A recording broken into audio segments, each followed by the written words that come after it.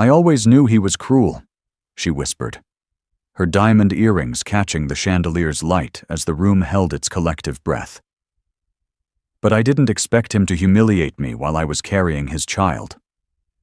The Allegiant Hearts Gala wasn't just any event. It was the event where fashion met fortune, where secrets sparkled under the glow of champagne flutes, and where reputations could rise or burn in a single evening. Held annually at the Valence estate, a place where even the marble stairs seemed to judge you, the night promised elegance, drama, and this year, a public scandal no one would forget. Everyone important was there: CEOs, aesthetes, fashion editors, politicians in disguise. The media swarmed the entrance, desperate to capture the arrival of Marcus Whitmore, the city's most charismatic tech mogul, and the woman he was about to debut as his new fiancée. He didn't disappoint. Marcus stepped out of a white Rolls-Royce dressed in a custom midnight blue tuxedo. On his arm was Ruby Sinclair, reigning Miss Earth, model, influencer, and 12 years younger than his ex-wife. Her dress was a shimmering silver sheath with a slit high enough to make every lens zoom in. Together, they looked like a magazine cover, flawless, unattainable, dangerously proud. As Marcus and Ruby made their way down the red carpet, cameras flashed like lightning. Journalists shouted questions. "Marcus, how long have you two been together? Ruby, when's the wedding? Marcus, will your ex-wife be attending tonight?" He smirked at that last one. "I doubt she'd show her face," he replied smoothly, not realizing that just yards away, that very face was preparing to make the most talked-about entrance in gala history.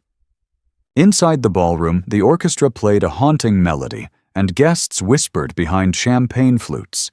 Some discussed market shifts, others swapped gossip about who had Botox. But by 8:03 p.m., the room was collectively focused on one couple, Marcus and Ruby, holding court near the sponsor wall. "She's breathtaking," someone murmured. "Sure," another whispered. "Remember he left Ava?" A week after their third failed IVF round. The gossip was cruel, but accurate. 2 years ago, Marcus Whitmore filed for divorce from his wife of 5 years, Ava Merrick, less than a month after she miscarried their long-awaited child. No explanation, no goodbye, just a PR statement about growing apart. Ava vanished. No Instagram posts, no press, no sightings. She became a memory the media moved past, a woman discarded when her fertility became inconvenient. Until now. At 8:05 p.m., the grand ballroom doors swung open.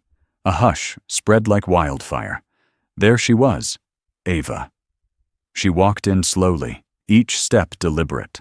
Her black velvet gown hugged her curves and framed her very visible baby bump. Her hair was pulled into a sleek low bun, her lips painted a daring red, and her eyes locked straight ahead, unblinking. But that wasn't what made the room gasp. It was the man beside her, Sebastian Ward, billionaire, founder of Orion Capital Partners, the man who'd once refused a 60-minute interview and hadn't been seen in public with a date in over 4 years. His presence alone could double a stock's value.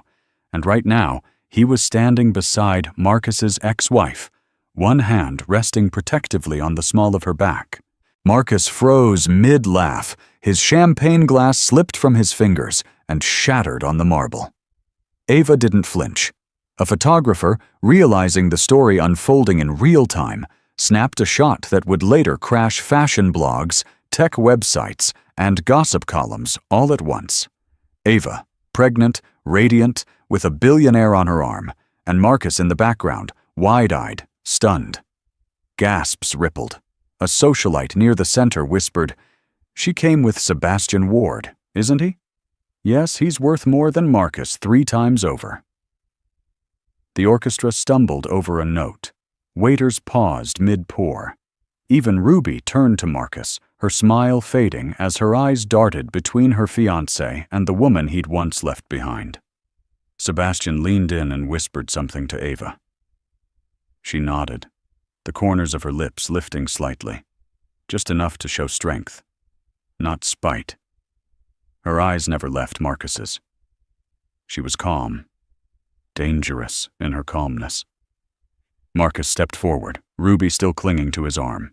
"Ava," he managed, his voice too loud in the suddenly quiet room. "This is unexpected."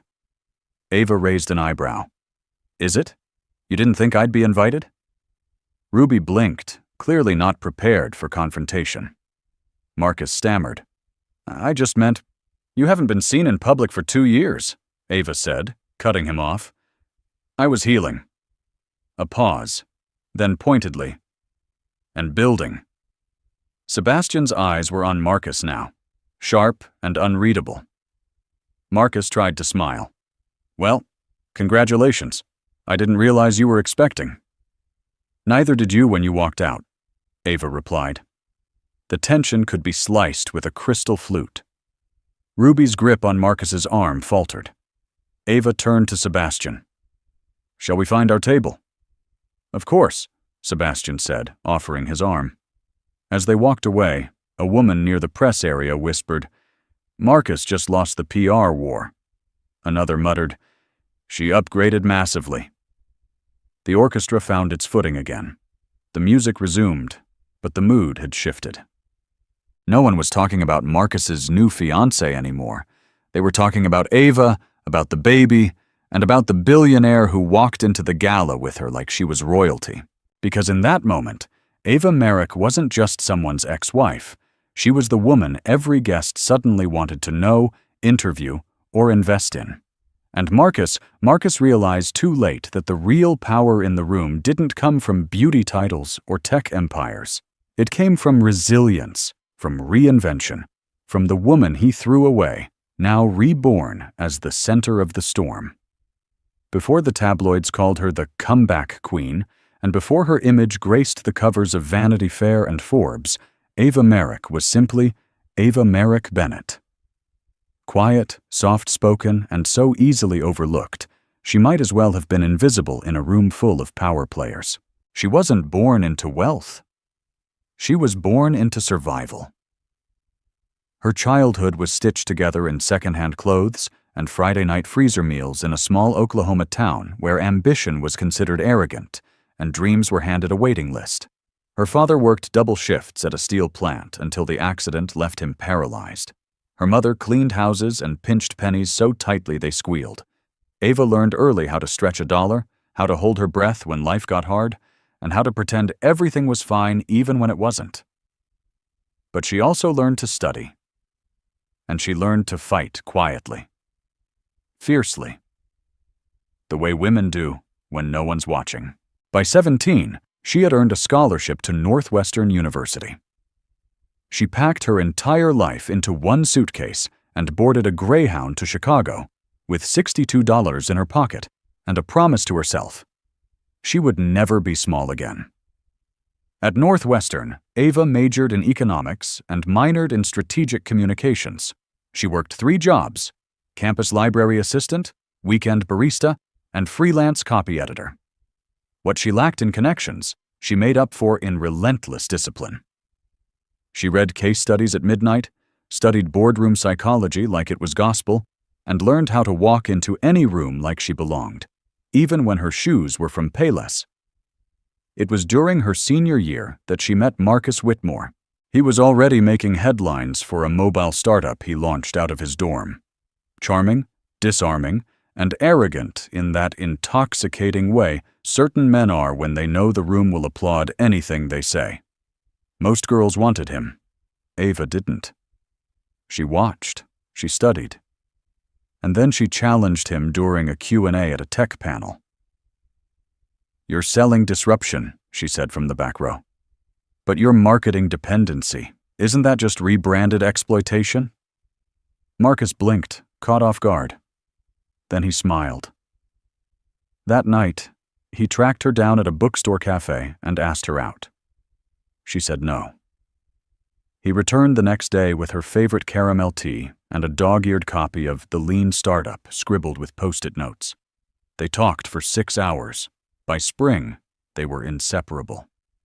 Marcus called her his brain trust. Ava saw in him the kind of potential that needed direction. While he built apps and pitched to venture capitalists, She helped him refine his brand, shape his investor language, and map his long-term scale strategy. When he sold his first company at 26 for $22 million, he proposed, not with a flashy ring or public fanfare. He did it in their cramped studio apartment over Chinese takeout, whispering, "You've been the reason all of this works. I want us to build something even bigger together." She said yes. They married in a rooftop ceremony surrounded by fellow founders and future unicorns. The press called them the next Musk and Grimes, without the weird. Ava hated the label, but smiled anyway. She didn't care about headlines. She cared about building, about love, about legacy. But what no one saw, what Ava tried not to admit, even to herself, was how quickly things started to shift. As Marcus's fame grew, so did his ego. The man who once kissed her forehead before every pitch began taking meetings she wasn't invited to. He stopped asking her opinion on launches. He started hiring advisors who looked like models and spoke in sound bites. At first, Ava thought it was just stress. Then came the failed pregnancies, 3 in 4 years. Each loss chipped away at her soul like silent erosion. Marcus was supportive at first, kind, consoling. But after the 3rd miscarriage, something in him turned cold, distant. "You need to stop letting this define you," he said one night after she spent hours crying in the bathroom. "You're stronger than this. We have a company to run." They stopped trying. They stopped talking. By their 5th anniversary, they were strangers sharing expensive silence in a glass penthouse overlooking a city that no longer felt like home. And then, without warning, he left. No fight, no explanation, just a text from his lawyer and a carefully worded press release. "We've decided to part ways amicably. We remain supportive of one another's ventures." Supportive. Ava had built half of those ventures. She had stayed in the shadows so he could shine. She had sacrificed her body, her time, her name, and he replaced her with an NDA. The weeks that followed were a blur of grief and insomnia. Paparazzi swarmed her. Friends disappeared. Her body still carried the remnants of a pregnancy lost too soon, and her inbox flooded with headlines about Marcus's new luxury watch line and the supermodel he was mentoring. So Ava vanished. She left LA, deleted her social media, moved to a quiet villa in Tuscany, where no one asked questions. She wrote, she meditated, she planted lavender and read books under olive trees. Slowly, she stitched herself back together. And then, something miraculous happened. She got pregnant, no treatments, no clinics, just life happening when she least expected it. She returned to the States in her 2nd trimester, determined to rebuild, not just for herself, but for her child. She started consulting again, quietly, strategically, and one of her first clients was Sebastian Ward. They met at a private equity dinner. He had read one of her economic briefs and asked to meet. What started as a business partnership evolved slowly, respectfully, into something more. He wasn't loud. He didn't flaunt. He just listened, protected, understood. And he never once asked her to shrink. By the time the Elysian Hearts Gala arrived, Ava knew exactly what she was doing. She wasn't just showing up. She was announcing her return. Not as Marcus Whitmore's ex-wife, but as Ava Merrick, future mother, economic strategist, and partner to one of the most powerful men in the country. The woman no one saw coming. The woman no one would ignore again. The Valance estate wasn't just an event space. It was a monument to excess. It had once been a 19th century opera house where European royals came to escape revolution and scandal. But now, reimagined by billionaire developer Alina Vasselv and dripping in gold-trimmed modernity, it had become Manhattan's most elite venue, where politics flirted with fashion and fortunes were made or ruined in a single conversation. Tonight, the Elysian Hearts Gala had transformed the hall into a temple of opulence. 10-foot crystal chandeliers hung like frozen waterfalls from ceilings painted in soft ivory. The scent of white roses and sandalwood lingered in the air, blended carefully by a perfumer flown in from Paris. Waiters in tailored Armani uniforms glided across the marble floors, balancing flutes of Dom Pérignon and trays of truffle-laced hors d'oeuvres. There were no normal people here. No plus ones who weren't at least minor nobility in some social sense. You didn't get invited, you got selected. And if you were seen here, you didn't just exist. You mattered. It was where Ava Merrick had once walked beside Marcus as an accessory. Now she was about to walk in as the main event. Earlier that evening, the ballroom had buzzed with predictable displays of wealth. Hedge fund kings comparing yachts, venture capitalists bragging about crypto rebounds, and media moguls trading gossip about a fallen A-list actress who'd gone spiritual. Everyone sipped and smiled while watching each other from behind the safety of champagne flutes. In the center of it all stood Marcus Whitmore, glowing with the confidence of a man who believed he'd already won. He was dressed in a custom-made tuxedo from Savile Row, his hair trimmed to precise imperfection. On his arm, as everyone already knew, was Ruby Sinclair, 25, flawless, and a walking advertisement for cosmetic symmetry. She was the kind of woman who didn't walk into a room so much as float. Miss Earth 2024. Someone whispered behind a sequined clutch. Still feels like a PR stunt? Marcus didn't care. Tonight was about image control, redemption. 2 years ago, when the divorce drama had unfolded, he'd taken a hit. Stock price dip, investor uncertainty, awkward boardroom glances. But he'd rebounded, publicly at least. And tonight, standing beside a beauty queen in the city's most exclusive gala, he believed the narrative was his again. Until the doors opened. Ava walked in, not with a whisper, but a wave of silence. The ballroom didn't gasp, it held its breath. She had timed it perfectly, as if she'd studied the rhythm of the room, waited for the music to soften, for the media to focus on Marcus. And then, boom, entrance. Her gown was custom Dior, black velvet with a neckline that framed her collarbones like sculpture. A diamond bracelet shimmered subtly at her wrist. Discreet. Devastating. Her baby bump, about 5 months along, was visible but styled like a centerpiece. Powerful. Undeniable. Proud. Beside her, Sebastian Ward looked like power dressed in human skin. His charcoal tuxedo was minimalist, sharp, designed to say one thing. I don't need to impress you. I already won. The crowd didn't whisper at first. They just stared, because nothing said scandal quite like a billionaire sponsor-turned-protective partner. From the corner, the gala's host, a socialite named Morgan Delort, nearly dropped her wine. "Is that Ava Whitmore?" someone confirmed. And Sebastian Ward, together. God, Marcus is going to choke. Across the room, Marcus's expression cracked, if only for a second. He tried to play it cool, lifted his glass, smiled, but his eyes didn't blink. He watched as Ava and Sebastian made their way toward the main stage, where the evening's biggest donors were gathering. Ruby felt it immediately. "Marcus," she whispered, tugging on his sleeve. "Are you okay?" He nodded once, too quickly. "She's just trying to stir drama," he muttered. "Ignore it." But no one was ignoring it. Not the press, not the board members, not the women who had once smiled politely at Ava and now rushed to greet her like royalty. "Ava, you look radiant. My God, who's your stylist? Congratulations on the baby." She thanked them all with grace, never once faltering.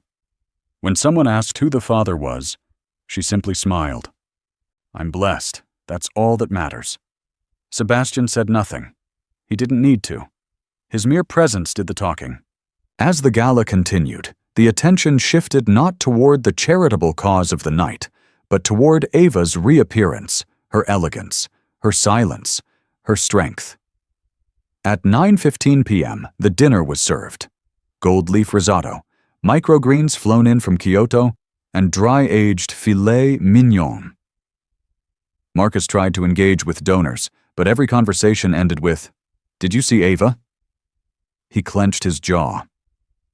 He had spent a fortune crafting his image, only for it to crumble in under 5 minutes because of a woman he had once dismissed as too soft to survive PR warfare.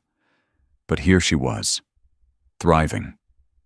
Sebastian leaned into Ava between courses. "Would you like to leave?" he asked gently. She glanced around, noticing the cameras still watching. "No," she said. "Let's stay a little longer. I'm enjoying the show." Near the dessert bar, Ruby overheard someone whisper, "She's glowing. And that man, Sebastian, that's not just a rebound. That's a statement."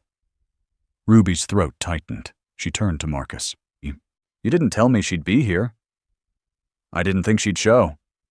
She's pregnant. I can see that. And she's with Sebastian Ward." I said, "I see it." Ruby blinked, the mask of confidence slipping. "Do you still have feelings for her?" Marcus stared at his untouched wine. "I didn't know I did," he said quietly. "Until now." Ruby stepped back, and for the first time that night, she realized something terrifying. She wasn't the main character. She was the plot device. Ava wasn't just back. She was winning.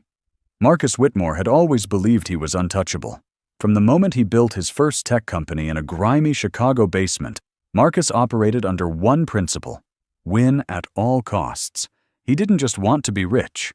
He wanted to be admired, envied, feared. And for a long time, he was all three. He was the kind of man who turned IPOs into personal victory laps. His confidence wasn't just visible, it was weaponized. His handshake closed deals. His smirk made competitors flinch. And his name, it was a brand. At 32, he was already on the cover of Forbes. They called him the Kingmaker of Silicon Avenue. At 33, he was marrying Ava Merrick Bennett, the brilliant, humble woman he claimed kept him grounded.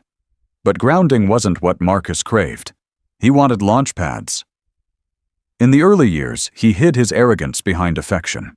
He bought Ava flowers after investor meetings, told her she was his anchor, and praised her insight during strategy sessions. Behind closed doors, he listened to her. Publicly, he took the credit. She didn't mind at first. Ava wasn't after the spotlight. She believed in him, supported him, trusted that her loyalty would be enough. But Marcus was evolving. The more successful he became, the less he saw Ava as a partner, and more like a piece of decor. She was smart, sure, but not loud enough, not sharp enough for press events, not brand-forward enough for his growing public image. "She's too soft," he once told a colleague after Ava quietly exited a launch party early. "We need someone who knows how to own a room." That was when the distance began. He started inviting publicists, influencers, and rising models to the same dinners Ava used to attend. Slowly, she was edited out of his professional life. When she miscarried their third child, Marcus didn't even cancel his trip to Davos. "She needs space," he told his assistant. "I'm not helpful when she's like this." He sent flowers and didn't call. He rationalized it all. He wasn't being cruel. He was being focused.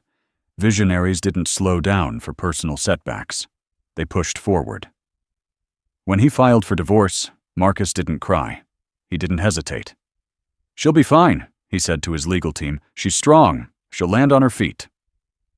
What he didn't admit, what even he hadn't fully processed, was that Ava had seen through him in a way no one else ever had. And that terrified him. So he cut the cord before she could hold a mirror to his ambition. He expected her to spiral, to fade. Instead, she vanished. No drama, no scandal, just silence. Marcus moved on, publicly anyway. His next girlfriend was a 24-year-old interior designer who lasted 6 months. The one after that was a Brazilian actress whose English vocabulary peaked at baby. And yes, they all came and went. Pretty, shiny, temporary. And then came Ruby Sinclair. She was perfect on paper. Beauty queen, TV appearances, huge Instagram following. She made Marcus feel powerful again. People noticed them. They were photographed. He liked that. Liked the way she looked at him. Liked the way others looked at them. He thought he was back on top. Until the night of the gala. Until Ava walked in, pregnant, with Sebastian Ward. It was the first time in years Marcus truly felt outmaneuvered. Not just because Sebastian had more money. Not just because Ava looked more radiant than he remembered. But because she didn't look at him like she needed anything. Not revenge. Not closure. Not even acknowledgement. That indifference was devastating. Suddenly, Marcus felt exposed. He thought back to all the times he'd minimized her. How he told their friends she wasn't built for business. How he criticized her for not dressing the part. How he once mocked her for crying after a failed pitch, saying, "You're not fragile. Stop pretending to be." Now, the fragile one was him.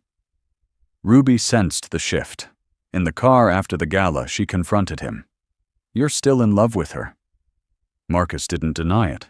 He stared out the window, watched the city blur, and muttered, "I don't know what I'm feeling." "You lost her," Ruby said flatly, "and now she's winning."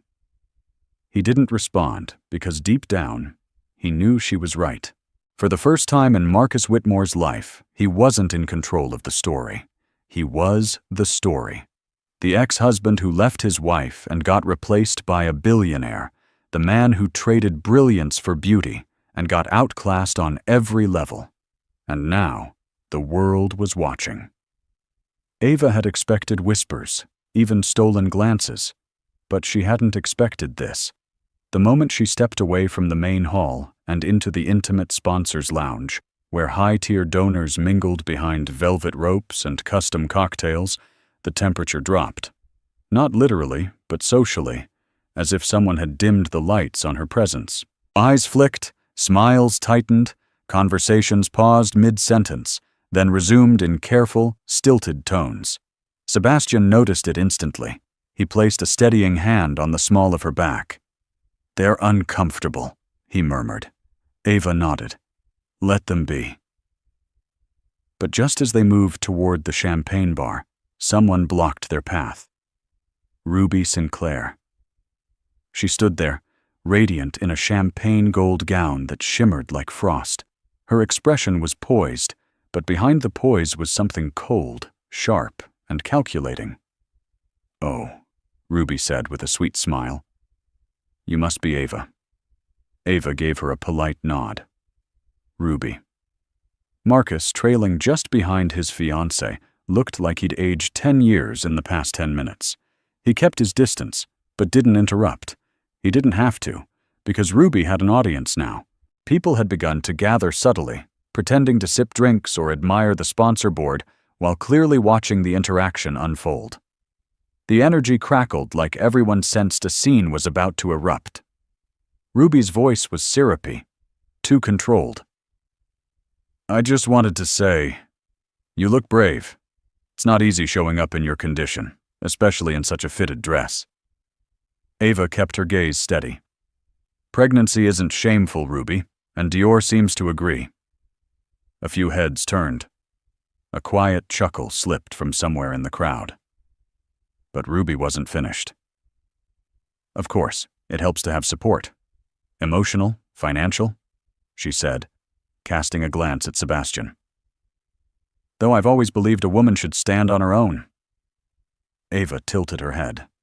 "You mean like earning your title in front of 6 judges instead of thousands of users on TikTok?" A sharper laugh this time from a fashion editor sipping gin. Ruby flushed but smiled through it. Marcus stepped forward finally. "All right, enough." But it was too late. The scene had been set. Ruby dropped her smile, her voice louder now. "I'm just saying it's a little convenient, don't you think? You disappear for 2 years, come back pregnant, and suddenly you're on the arm of a man who could buy this entire building. That's not a glow-up, Ava. That's strategy." Silence. Cameras didn't flash, but you could feel phones recording discreetly. This wasn't just drama. This was spectacle. Ava's heart pounded, not from fear, but from something deeper. A line had been crossed. She took a breath. "Convenient?" she said calmly. "You mean like being crowned Miss Earth thanks to a brand deal your manager slept for?" If the room gasped, Ruby paled. Marcus stiffened. Sebastian stepped forward now, not to defend Ava, but to stand beside her, silent, unshaken. "I didn't come here to fight," Ava continued, her voice low but firm. "But let's be clear. You can flaunt your ring and your title. You can show off your gown and your Botox. What you can't fake is substance or class, and judging by the fact that you're still threatened by a pregnant woman in flats, well, I'd be worried too." With that, Ava turned and walked away. Sebastian followed without a word, but just before the ballroom doors swung shut behind them, Ruby's voice rose again, desperate, shrill. "At least I didn't trap someone with a baby." That was it. Marcus spun. "Ruby!" "No," she snapped, stepping forward.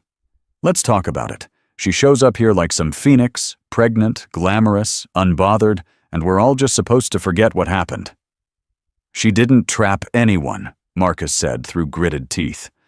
"And if anyone should be embarrassed here, it's you." The crowd froze. Ruby's face collapsed. "You're defending her." "I'm asking you to stop humiliating yourself," Marcus hissed.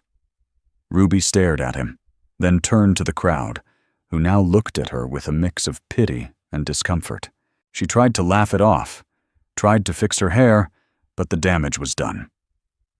Meanwhile, Ava stood by the elevator, her hands trembling ever so slightly. Sebastian leaned close.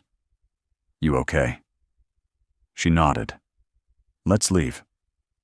They exited together into the cool night, into a city that suddenly felt like hers again. Back inside the ballroom, no one was watching Marcus anymore. The cameras had already followed Ava. The elevator doors closed with a soft chime, shutting out the buzz of the gala. Ava pressed her back against the mirrored wall and exhaled, shaky, shallow, like she'd been holding her breath the entire night. Her heels wobbled beneath her, even though they were sensible by red carpet standards. Her hands trembled. She wanted to cry, scream, or curl into herself and disappear, but she did none of those things. Not yet. Sebastian stood beside her in silence, respectful as always, but his eyes were sharp with concern. "You were incredible back there," he said quietly. Ava nodded, forcing a smile. "Thank you." But inside she wasn't proud. She wasn't composed. She was unraveling. The doors opened to the underground valet level. Sebastian's driver stood waiting beside the sleek black Maybach. The chill of the night wrapped around Ava like a warning. The silence wasn't comforting anymore. It was deafening. They climbed in, and as the door shut, she finally exhaled for real. And then the tears came, silent, hot, relentless. She didn't sob. She just sat there staring out the tinted window, tears streaming down her cheeks while the city blurred past in neon streaks. The buildings she once admired now looked like glass cages. The streets once familiar suddenly felt hostile. Sebastian reached for her hand. She flinched. "I'm sorry," she whispered. I need a minute." He nodded, letting go instantly. When they arrived at her building, Ava climbed out before he could open the door. The doorman greeted her politely, but she barely registered it. She stepped into the elevator of her penthouse residence, one of Sebastian's properties technically, and watched the numbers climb. When the doors opened, the space greeted her in silence. High ceilings, marble floors, a baby grand piano. Luxury, security, isolation. Ava walked straight into the bathroom and stared at herself in the mirror. Her makeup was still flawless, set to survive HD cameras and artificial lighting. Her hair was intact. Her gown clung perfectly to her body.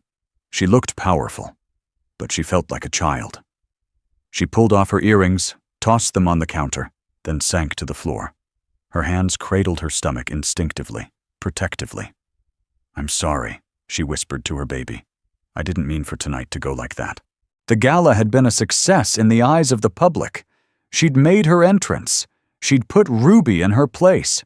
She'd stood tall next to a man worth more than Marcus could ever dream of being. But the pain, God, the pain still clawed at her.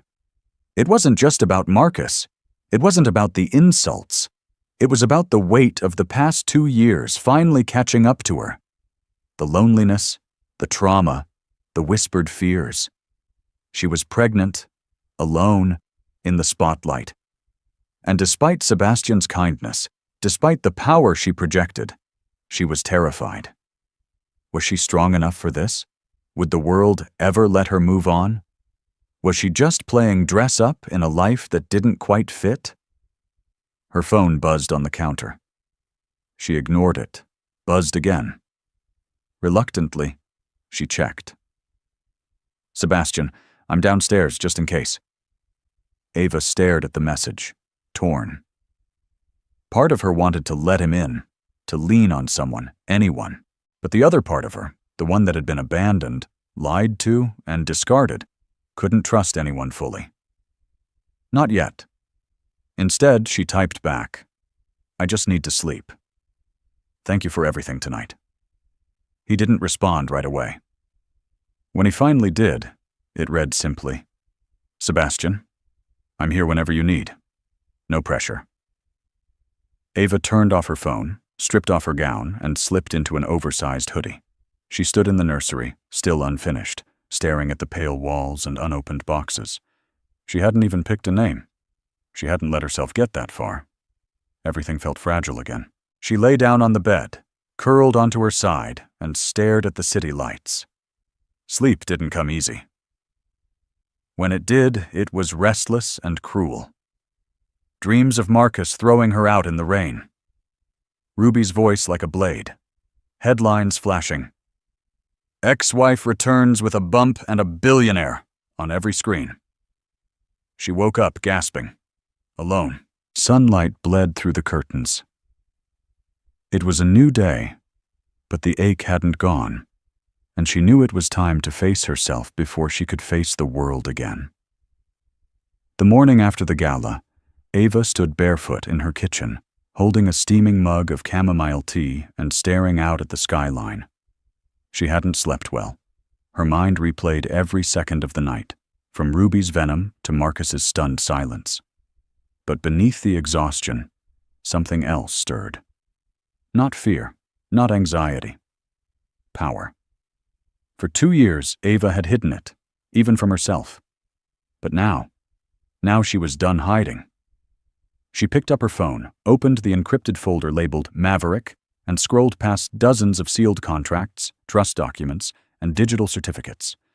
Then she tapped on a file titled Holdings Overview, A. Merrick, her real portfolio. She stared at the numbers, still surreal even to her. Net worth, $820 million. Assets, 27 global investments, 4 silent board seats, 3 charitable foundations, and a controlling interest in 2 tech accelerators, one of which Marcus had pitched to 6 months ago, unaware she was one of the anonymous gatekeepers who rejected him. That had been no accident. What most people didn't know was that Ava hadn't disappeared after the divorce. She'd evolved. When Marcus left, Ava had collapsed emotionally, but not financially. What Marcus never realized was that Ava had quietly been investing since her university years, not in stocks or crypto fads, but in people, women-led startups, education platforms, emerging medical tech. She had never wanted the spotlight, but she was brilliant at recognizing value and nurturing it until it bloomed. Sebastian had been the first to find out. It happened 6 months earlier, during a boardroom meeting at a private equity event in London. He was speaking about legacy investments when Ava, attending quietly as a consultant, challenged one of his points, articulating in exact detail a pattern in the firm's international portfolio he had never noticed. Afterward, he asked to see her background. She handed him a business card with no title, no logo, just a private email. He did his research. What he found floored him. A woman with no public digital footprint who had moved millions behind closed doors, created incubators for refugee entrepreneurs in Spain, funded clean water systems in Cambodia, and never once asked for credit. She wasn't just intelligent. She was the kind of brilliant that made billionaires nervous. That's when Sebastian offered her more than partnership. He offered protection, discretion, respect. He never asked for her story. He waited until she was ready to tell it. And this morning, Ava was ready. She sat down at her glass dining table, opened her laptop, and clicked send on a press release she had drafted and saved weeks ago, unsure if she'd ever use it. Subject line: Ava Merrick launches $100 million women's equity fund, backed by anonymous billionaire collective. The byline was subtle, understated, no mention of Marcus, no mention of Sebastian. But it was enough. Within 2 hours, media outlets were buzzing. Forbes, Business Insider, TechCrunch, even the New York Times ran a feature. The silent powerhouse returns. Ava Merrick steps out of the shadows. Marcus saw it while eating breakfast in his corner penthouse. His assistant rushed in, phone in hand. "Sir, you need to see this." He scrolled, froze. That photo. Ava in a power suit, one hand on her baby bump, standing in front of a massive digital screen with her fund's mission statement lit up behind her. Marcus dropped his fork. "What the hell?" Ruby peeked from the hallway, still in her robe. "Is that about your ex?" "She was never supposed to," he muttered, his voice low, seething. "She wasn't supposed to outplay me." His phone buzzed again. An investor, then another, then 2 board members. They were all asking the same thing. "Why didn't you tell us your ex-wife was sitting on that kind of power?" Marcus stared at the screen and realized too late that Ava hadn't just come back with a baby and a billionaire. She had come back with her empire. 3 weeks after the gala, Ava stood in front of the mirror in the penthouse dressing suite at the Conrad Residences, watching the transformation unfold. Her reflection didn't just look different. It looked final. Gone was the soft brown hair that once framed her face in quiet waves. In its place, a sleek, jet-black bob, sharp, structured, cut at an angle that made her cheekbones pop and her jawline scream authority. Her stylist, Claudette, took a step back, pursing her lips in admiration. "This is not a makeover," she said. "This is a declaration." Ava smirked. "Exactly." The dress was custom Alexander McQueen, deep emerald, structured shoulders, a high slit, a silk belt that cinched just above her baby bump with unapologetic precision. No ruffles, no pastels, no attempt to soften her pregnancy. She wasn't hiding her power anymore. She was dressing it. The press had started calling her the Velvet Billionaire after the launch of her fund. Her story had gone viral, not because of scandal, but because of strategy. She hadn't responded to gossip, hadn't mentioned Marcus, and hadn't given interviews. She just made moves, powerful ones. Since the announcement, Ava had closed 5 major deals, invested in 2 female-led startups, and bought back shares in a fashion tech company, one that had dropped her as a brand ambassador after her divorce. And tonight was her first public reappearance since the gala. The event was hosted by Bloomberg Private Wealth, a closed-door conference for high-net-worth investors and entrepreneurs. Normally, the guest list was reserved for men in gray suits and women in muted pantsuits who played nice. Ava was not playing nice. She arrived in a black Bentley, stepped out without a handler, and let the cameras feast. Photographers scrambled, reporters pushed, and for once, no one cared who Marcus was dating. The moment Ava walked into the building, heads turned. She glided through the lobby like she owned it. And in a way, she did. Sebastian had recently acquired a stake in the hosting firm. And though he wasn't present tonight, everyone knew exactly who she represented. Not as a wife, not as a side story, but as a force. Inside the ballroom, executives buzzed in corners. Is that really her? She looks lethal.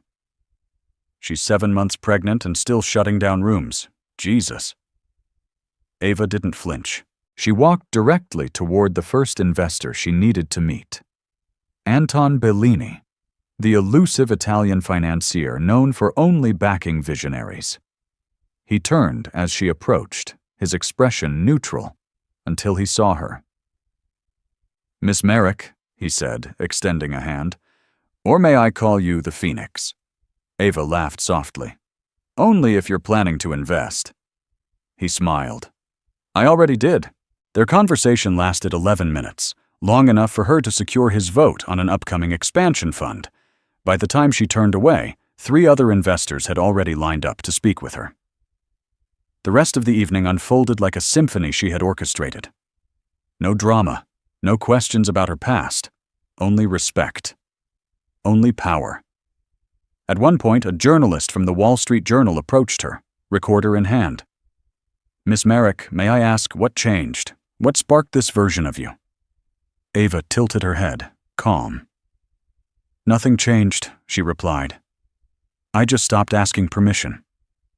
The quote was printed the next morning. Front page of the business section, above the fold. Marcus saw it while scrolling on his tablet. He nearly dropped his coffee. His fiancée, now downgraded to off and on, was in the kitchen arguing with her agent about an expired endorsement deal. But Marcus didn't hear her. He was too busy staring at Ava's photo in the paper. She looked untouchable, unreachable, unapologetic. He remembered the last time she wore heels like that, at a product launch years ago.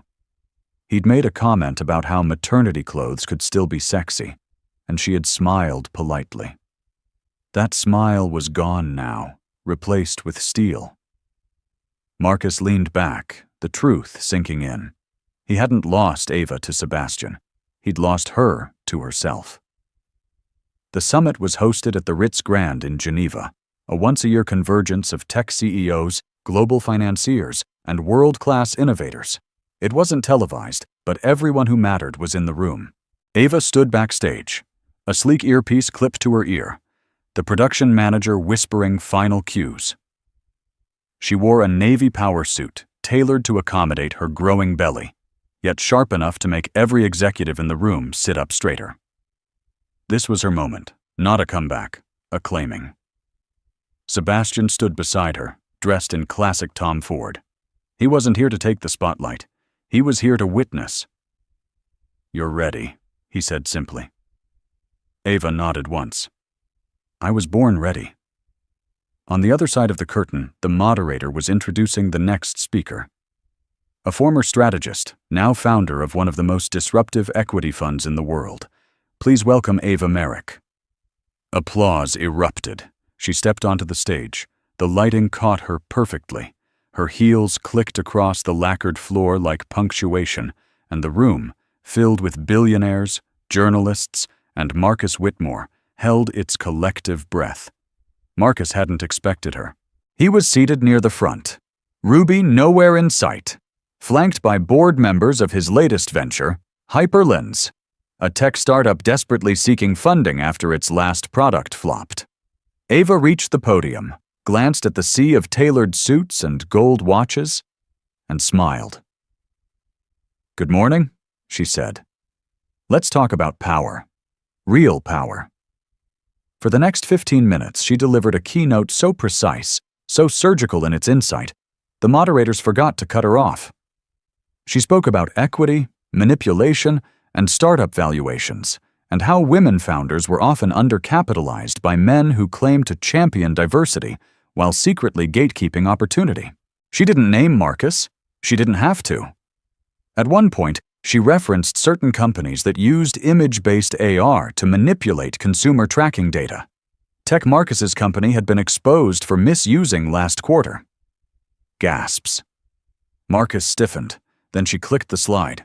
Behind her appeared a graphic timeline showing how Ava's fund had invested in a competing AR tech, one that had outperformed Marcus's by 87% since launch. She looked directly at him. "We don't bet on boys with toys," she said. "We invest in builders." The room erupted into applause. A few rows behind Marcus, someone whispered, "That's his ex, right? Damn." Marcus's throat tightened. He looked at his team, two of whom were now looking at each other with uncertainty. When Ava left the stage, the energy shifted permanently. No one was talking about Hyperlens anymore. They were talking about Ava. Outside, the press had already picked up the story. Ava Merrick destroys industry bias in 15 minutes flat was trending on X. Photos of her side profile, fierce and graceful, spread like wildfire. Marcus ducked out the back of the ballroom, ignoring the call from his PR rep. He needed air. Instead, he found Sebastian waiting near the valet.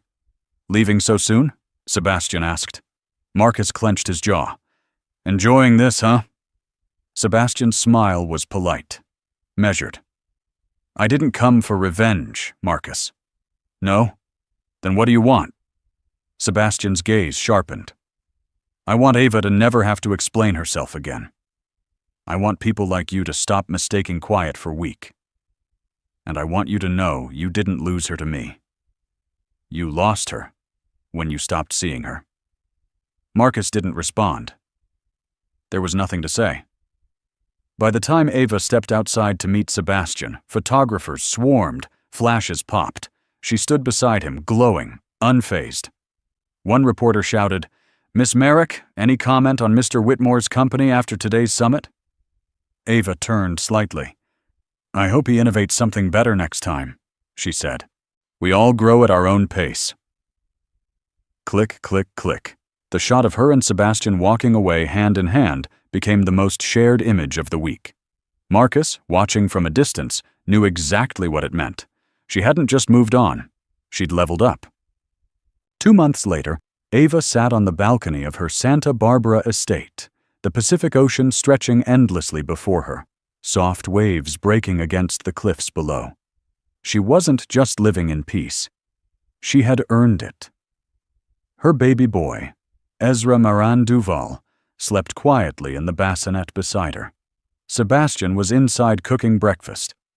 Yes, the billionaire knew how to make French toast, and the sun had just begun its lazy climb across the sky.